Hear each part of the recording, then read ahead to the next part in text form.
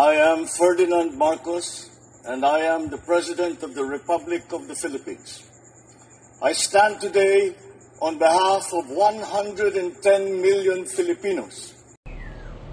Well, the arrest of the former President of the Philippines, Mr. Rodrigo Roa Duterte, is an important moment. The office has been investigating the situation of the Philippines for some time in relation to the so-called war on drugs. Last month, under the supervision of Deputy Prosecutor Manjay Niang, the team submitted a warrant application to the judges of the pre-trial chamber. The judges have issued that warrant, and it's been executed. And in issuing the warrant, the judges have found reasonable grounds to believe that Mr. Duterte has committed the crime of murder as the founder, as the head of the so-called Davao Death Squad, as the mayor of Davao City, and then later as the president of the Philippines between 2011 and 2019. And I think it's important to show that the office has been working with communities, with states, with international organizations, with other partners to make sure that the investigation could be focused and could move as effectively as possible. And the fact that it's been executed is important to victims. It means a lot, I think, to victims. That's the feedback we've already received.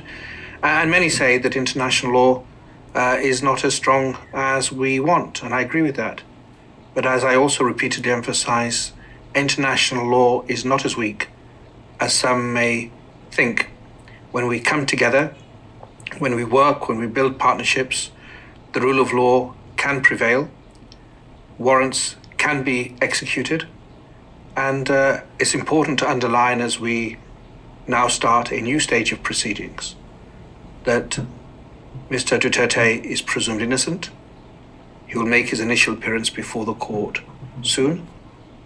And the focus of the office is on the judicial proceedings, on proving its case before the judges of the International Criminal Court.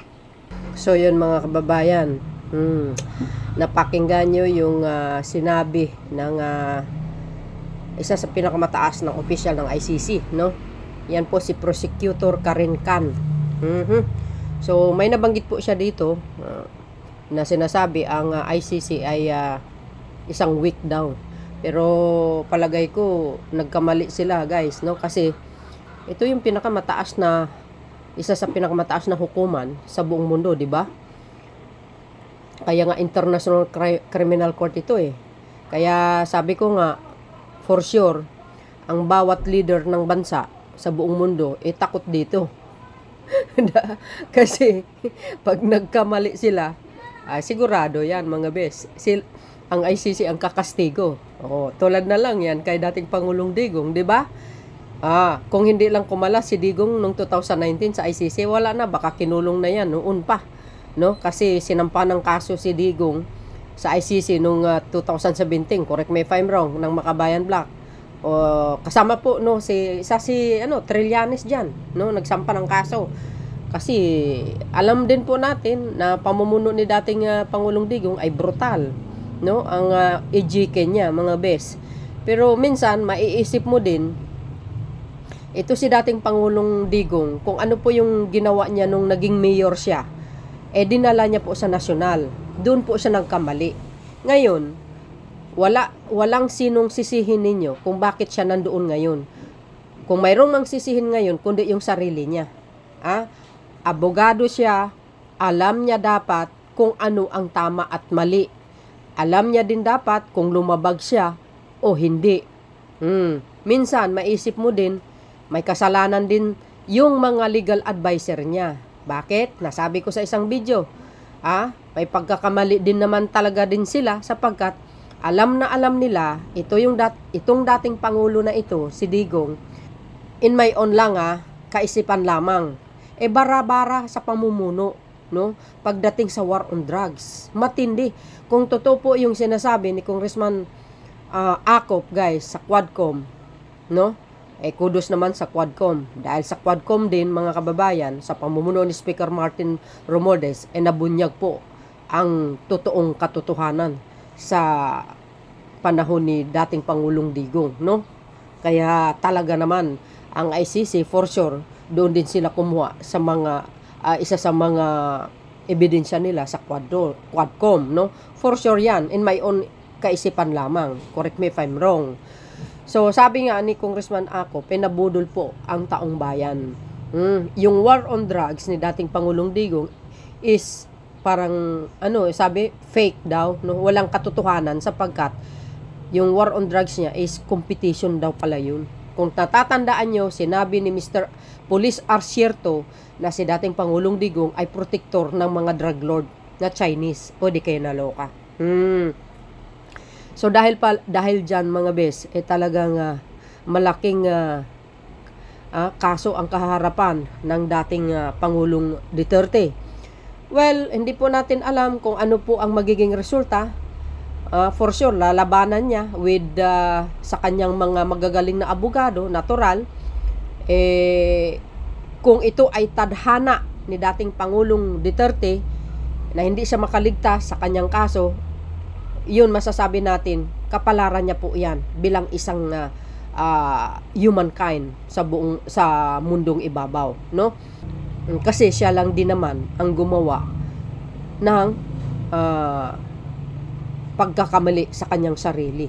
Kaya nga sa bawat tao, mga kababayan, tayo po ang gumagawa ng sarili nating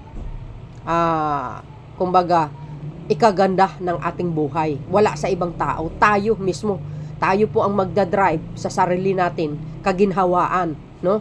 Ngayon, pag bara-bara ang iyong ginagawa, walang pakundangan sa paggawa ng hindi maganda, ikaw pa rin mismo ang nagdadrive para sa ikapapahamak mo at inilalagay mo sa alanganin yung pagkatao mo, no? Wala sa iba ikaw mismo. Kaya nga alagain natin yung sarili natin. Alagaan natin ang ating kapakanan, yung dignidad ng pagkatao natin, alagaan natin. Oh, 'di ba? Tingnan nyo, si dating Pangulong Digong, nasaan siya ngayon? O, pag yan, hindi siya maabsuelto, tadhana niya na po yan. Wala na tayong magagawa, no? Kaya, learn and lesson yan sa mga politician, sa buong mundo, mga kababayan. Hindi ka man Pilipino or sino ka man na politician sa balat ng lupa, learn and lesson po yun. Huwag ilagay ang batas sa mga kamay sapagkat mayroon tayong batas na sinusunod. Oh, 'di ba? Yan po in biblical po 'yan Oh. Kaya sa mga nagsasabi ang International Criminal Court weak, ay doon po kayo nagkamali. Dahil pinakamatataas na mga personalidad ang kanilang inimbestiga, mga bes, Sa mga DDS naman magiging kampante kayo. Kalmado lang. Wala na po kayong magagawa, mga kababayan. Kung may plano kayo mag-people power, hindi na po kakatiga ng majority yan. Ano nyo yan lang Kayo lang nagsasabi niyan. Mga DDS lang po kayo. Iilan lang kayo. Wala pa nga kayo 1 milyon na nagrarally sa kalsada Karapatan nila yun na ilabas ang kanilang galit. Siyempre, suportado na sila si Digong. Wala tayong magagawa doon. Pero yung maglilika kayo ng gulo, huwag nyo nang tatangkain pa. Malalagay lang kayo sa alanganin. O, di ba? At wala kayong basihan para sisihin ang Pangulong Marcos Jr. Why? Sinabi kasi ni Senator Bato, wala daw sariling panindigan ang Pangulong Marcos Jr. Pues, linawin po natin. Mr. Senator Bato, wala kang karapatan na pagsabihan ng Pangulo na ganyan. Bakit? Isa ka rin na hindi nakakaintindi kung ano po ang sinasabi ng Pangulo sa kanyang press release. Even that time na sinabi niya sa iyo. Ano ba ang sinabi ni Pangulong Marcos sa iyo nung that time? Sinabi niya sa iyo, hindi siya makipag-cooperate sa International Court, which is ang ICC, sa pag-iimbestiga tungkol sa drug on war on drugs ni dating Pangulong Digong. Hindi makipag-cooperate ang sinuman, ang mga kapulisan, ang pamahalaan. Hindi po. At yun naman ay pawang katotohanan lamang. Nag-imbestiga ang ICC sa Pilipinas, sila lang. Hindi nakipag-cooperate ang mga kapulisan. Yun po ang sinabi ng Pangulo. Now, anong sinabi ng Pangulo sa press release niya? Nakipag-cooperate ang Pilipinas sa Interpol lamang. Kasi obligasyon din po natin yan. Obligasyon po natin. Because they ask help. Yan ang sabi ng Pangulo. Compliance of our commitment in the international court. Yun lang naman eh. Yun po yun. So ano po ang basihan para sabihin nyo ang Pangulo na ganyan? Wala kayong karapatan na pagsabihan ng Pangulo na ganyan. At wala kayong basihan para sisihin ng Pangulo. 2017, kaso na ni Digong yan. Nagsampa ng kaso ang Makabayan Black, correct me if I'm wrong, at dating Senator Trillanes. Dahil nakita nila brutal ang EJK ng dating Pangulo. Pero dahil nakatunog ang dating Pangulong Digong, nagkala siya sa ICC noong 2019. Ang sabi ng ibang abogado, pasok pa rin sa jurisdiction ng Pilipinas yun. Kasi, the time na sinampa ang kaso, membro pa tayo ng ICC. Diba? Correct me if I'm wrong, mga kababayan. Hindi ako abogado, pero nanonood ako sa mga dekalidad na mga lawyers sa social media. Lalo na yung mga professional lawyers, mga trial lawyers, pinapanood ko po yan. Diba? Alam nyo kung bakit galit na galit ang mga ang mga DDS kay Pangulong Marcos Jr. na wala namang basihan? Kasi guys, gusto nila paboran ni Pangulong Marcos Jr. na huwag ipadala si dating Pangulong Digong sa criminal court, sa International Criminal Court. Yun ang gusto nila, hadlangan niya ang ICC. Diba? Sabi ng Pangulo, hindi naman pwede yun. Dahil mayroon tayong obligasyon sa Interpol. Diba? Kaya, at saka kaso niya yan, 2017. Diba? Kaya galit na galit sila kay Pangulong Marcos Jr. Talaga lang ngayon galit kayo sa kanya. Kailangan nyo pala ang tulong niya eh.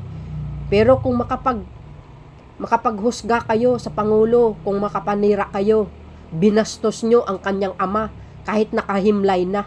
Anong sinabi ni Sara Duterte? Hukayan niya, itapon niya sa West Philippine Sea. Mayroon bang tao na hindi nasasaktan sa ginagawa niya? Of course, nasasaktan ang Pangulo, hindi lang nagpahalata yun. Galit na galit yun. Tapos sabihin mo, patayin mo si BBM, si Lisa, at saka si Speaker. Yung banta ni Sara Duterte sa Pangulo. Biro nyo yun, mga kababayan. Maganda ba yun? Hindi ba nasasaktan si Pangulong Marcos Jr.? Hindi lang talaga siya, nagpapahalata. Pero masakit sa kalooban yun. Yung sinabi niya, pugutin niya ng ulo ang Pangulo. Wow! Do you think papayag ang majority? Hindi Ang mga Marcos leaders, hindi. Siyempre. Kung paano siya binabalahura ng mga DDS sa social media, si PBBM. Kung paano siya binastos. Kung ano-ano mga pinupos. Kay si Bangag. Weak leader. Drug addict na sinabi ni Digong. Ito naman mga DDS, ang toxic na mga pagbubunganga nila. Pinupos nila sa social media. Paninira nila sa Pangulo. Ngayon, ang karma, hinahabol kayo. Karma at consequence. Ano po ang kapalit? Yung poon nyo ngayon ay nakakulong sa Netherlands. Lilitisin na sa doon. Diba? Yan ang kapalit, kaparusahan. Sabi ng Panginoon, huwag kang gaganti. Ako ang gaganti para sa'yo. Ang ganti ng Panginoon, for sure. Ano ang resulta? Kayo na pong bahalang umusga. Yan nga ang sinasabi natin. So yun guys, ano po ang kapalagayan nyo dito? Of course, uulitin natin ang International Court. Hindi weak. Isa sa pinaka, yan guys, pinakamataas na hukuman sa buong mundo at kinatatakutan ng matataas na opisyal yan. Diba? Actually guys, ang Amerika, hindi siya member dito sa ICC, correct me if I'm wrong. Diba? Kasi siguradong kakastiguhin talaga, ang isang pangulo. So yun mga kababayan. See you again on my next upload video. Bye bye bye and babus. God bless Philippines. Ayan. Si BBM lang ang sakalam.